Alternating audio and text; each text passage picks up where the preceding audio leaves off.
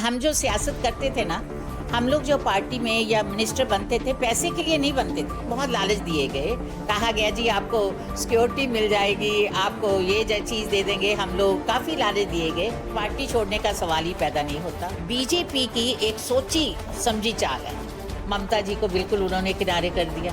कांग्रेस जैसी बड़ी पार्टी को भी खत्म करने की कोशिश करने की ये उनकी चाल है। अगर चन्नी जी ने अपने घर मीटिंग बुलाई है, उनकी जो आइडियोलॉजी है ना बीजेपी की, जैसे मैंने बताया कि धर्म के नाम पे ये सब जगह ये अपना आगे आना चाहती हैं, ख़त्म करना चाहती हैं। इनकी मंशा ये है कि जैसे हमने बंगाल में कब्जा किया, आपस में लड़ा के इन्होंने दो फाड़ करना है। ये कब किसने कहा है कि जो कैंपेन इंचार्ज है वो चीफ मिनिस्टर नहीं बन सकता? इंडिया का कल्चर है, जो हमारी कांग्रेस पार्टी का कल्चर है और जो हमारे पंजाब का कल्चर और आइडियोलॉजी है।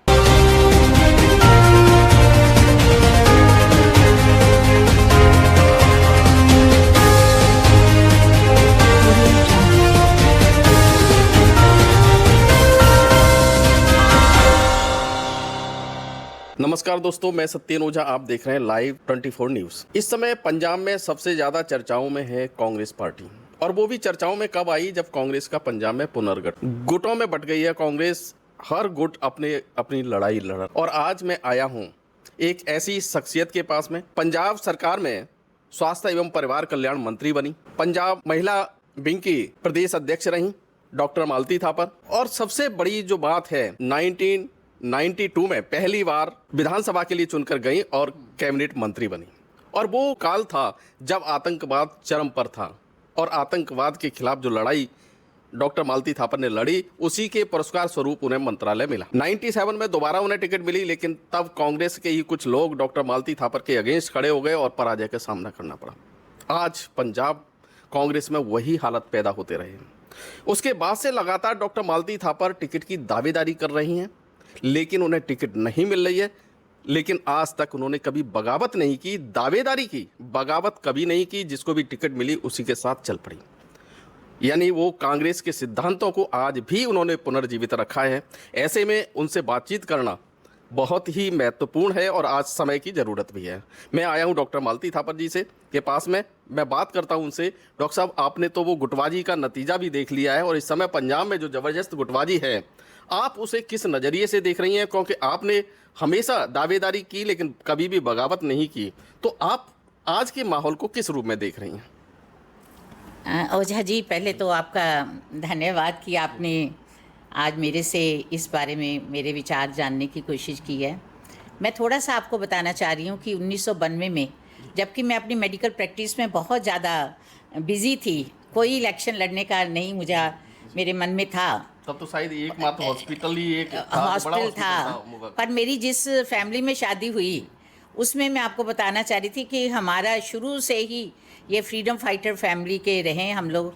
और 1922 में मेरे father in law doctor Shyamlal Thapar उस वक़्त कांग्रेस मंडल के फिरोजपुर में था, उस वक़्त से ही कांग्रेस के प्रधान रहे मंडल के, और उस वक़्त से लेके आज तक फिर मेरे हस्बैंड रहे। और फिर मैं इस लाइन में आई जब मेरे को सब ने बोला कि नहीं आपका आना ज़रूरी है, तो 1992 में मैं इलेक्शन जीती और जीत के मुझे मंत्री बनाया गया। और एक बात और आपको बताना चाह रही हूँ कि 1997 में जब मुझे टिकट दी गई, तो उस वक़्त भी कुछ कांग्रेस की ना अगेंस्ट वेव चल रही थी। सिर्फ 8-9 ही हमारे कांग्रेस ही जीते थे, और हमारे एक भाई जो हमारे कांग्रेस की इंडिपेंडेंट खड़े हो गए थे, और वो भी एक मेरे हार का कारण बने। और आपकी बात बिल्कुल ठीक है कि उसके बाद मुझे पार्टी ने कभी मौका नहीं दिया कि मैं फिर से लड़ाई लड़ सकूं, लोगों के काम कर सकूं। हालांकि लोग मुझे बहुत चाहते थे, पर मैं सोचती हूं कि आपने बिल्कुल ठीक बात कही है। देखिए, जो हालात इस वक्त हो रहे हैं ना, उसको देख के मुझे लगता है कि हम लोगों के टाइम पे सियासत बहुत ही अच्छी थी। हमारी जो 4 पीढ़ियाँ कांग्रेस में थी, हम कांग्रेस आइडियोलॉजी के साथ जुड़े हुए थे। हम लोग कुर्सी के साथ नहीं जुड़े हुए थे कि हमें अगर टिकट मिलेगी तो मैं कांग्रेस पार्टी में रहूँगी, अगर नहीं मिलेगी तो मैं नहीं रहूँगी।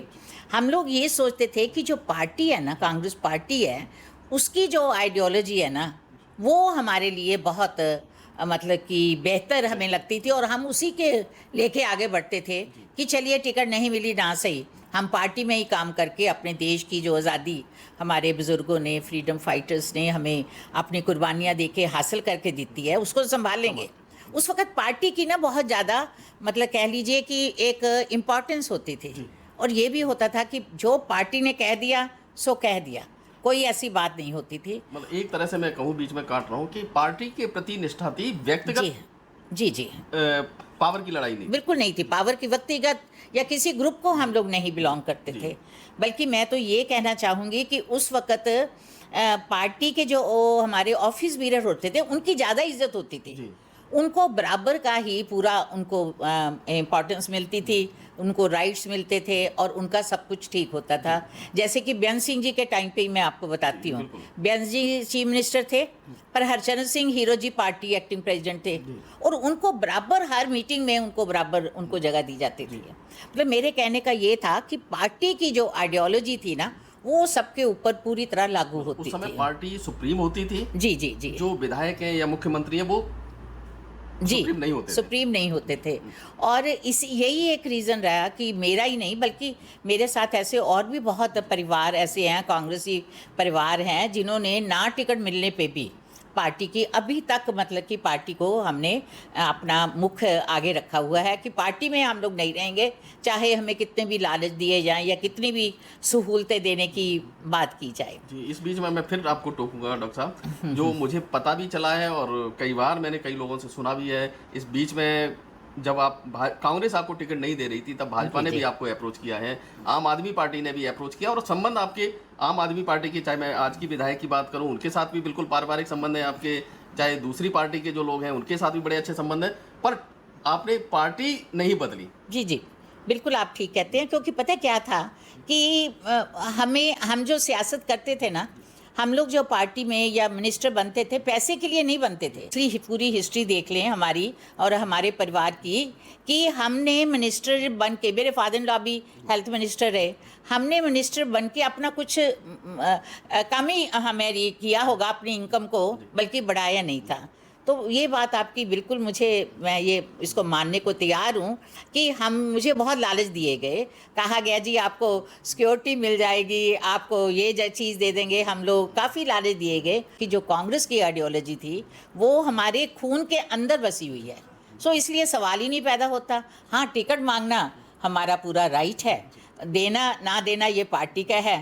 सो पार्टी छोड़ने का सवाल ही पैदा नहीं होता। पार्टी की बहुत शुक्रगुजार हूँ, उन्होंने जगह टाइम पे, मैं महिला कांग्रेस की 2 बार अध्यक्ष रही हूँ, AICC की 16 इयर्स के करीब मेंबर रही हूँ, पंजाब में भी मैं वाइस प्रेसिडेंट के ऊपर भी मैंने काम किया हुआ है।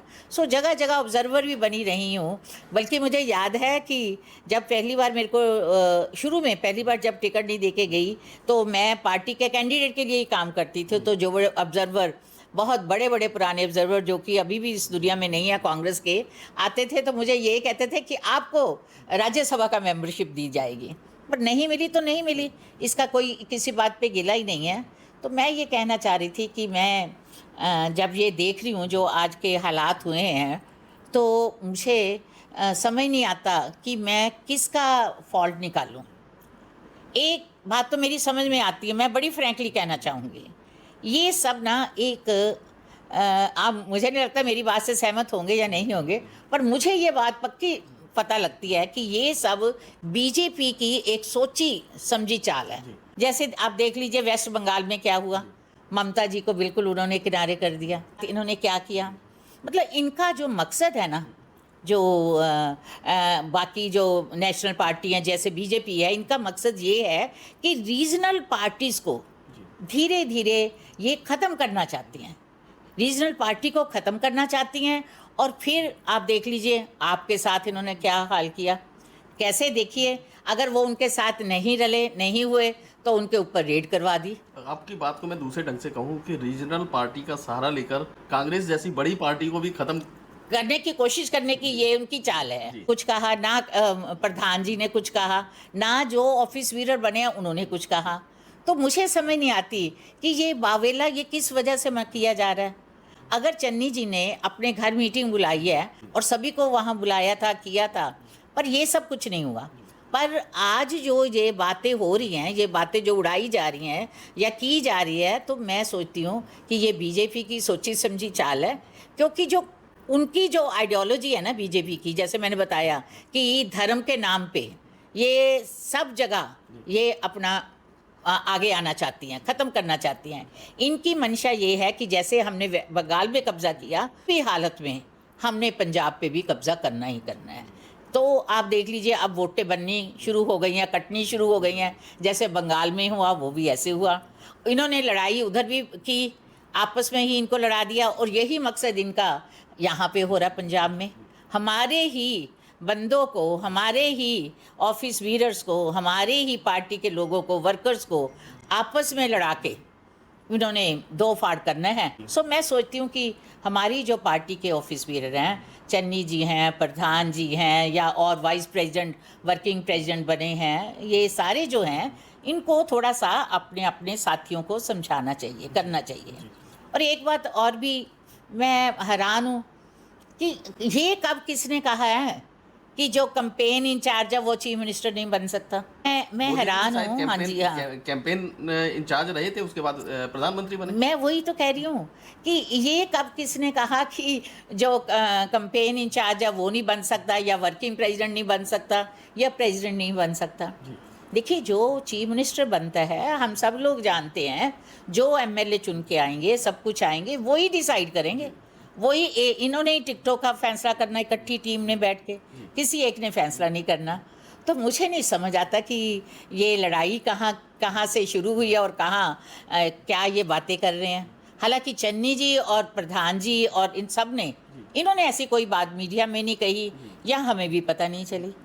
सो मुझे नहीं लगता कि इनको समझ करनी चाहिए, वेट करना चाहिए कि हाई कमांड क्या कहती है। इनको बुला के बात करेंगे, अगर इनको कोई प्रॉब्लम है तो जाके बात करें, पर इनका कोई राइट नहीं बनता। देखिए, मैं एक बात पे तो थोड़ा सा कहना ज़रूर चाहूँगी, किसी को कोई राइट नहीं बनता कि ऐसे पार्टी को तोड़ फोड़ करें, या बातों में आके, या इनकी चालों में आके, किसी की चालों में आके अपना जो है नुकसान करें।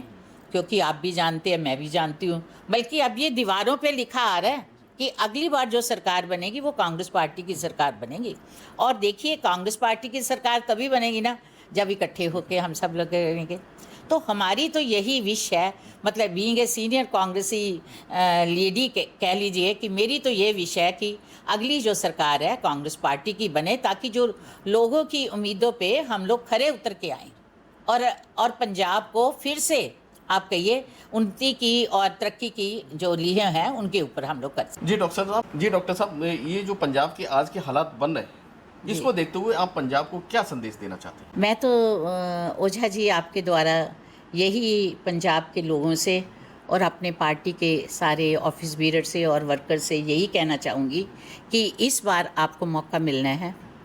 हम सब मिल के अगर हम पंजाब को बचाना चाहते हैं, जो हमारे गुरुओं और पीरों की धरती है, और अगर हम चाहते हैं कि पंजाब हमारा फिर से प्रफुल्लित हो, आगे बढ़े और दुनिया के नक्शे पे आए, तो उसके लिए हम सबको मिलकर, जो हमारे गुरुओं ने हमें सीख दी थी कि सब धर्म बराबर हैं, मानस की जात बिल्कुल एक समान है, उसी को आगे रख के, क्योंकि आप देखिए जो इंडिया का कल्चर है, जो हमारी कांग्रेस पार्टी का कल्चर है, और जो हमारे पंजाब का कल्चर और आइडियोलॉजी है, बचाएंगे तो हमारा पंजाब बचेगा, और हमारा पंजाब बचेगा तो हमारा हिंदुस्तान बचेगा। यही बात मैं सबसे कहना चाहती हूँ। तो ये थी डॉक्टर मालती थापर। इस समय जो भी कांग्रेस का एपिसोड चल रहा है, उनका एक ही कहना है कि ये सारा कांग्रेस के बारे में जो कहा जा रहा है, ऑफिस बियरर्स ने ऐसा कुछ भी नहीं कहा है। ये व्यक्तिगत मामला है कि चन्नी जी ने अपने घर पे मीटिंग बुलाई है, पहले भी बुलाते रहे हैं, लेकिन ये बवाल जरूर मचा है। इसमें कहीं ना कहीं भाजपा की साजिश। दूसरा, उनका उस दृष्टि से देख रहे हैं कि भाजपा की जो दूसरे राज्यों में रहा है कि वहाँ की रीजनल पार्टी को तोड़ा है और उसके बाद अपनी सरकारें बनाई है। अब देखना है, आने वाले दिनों में पता चलेगा सच्चाई क्या है।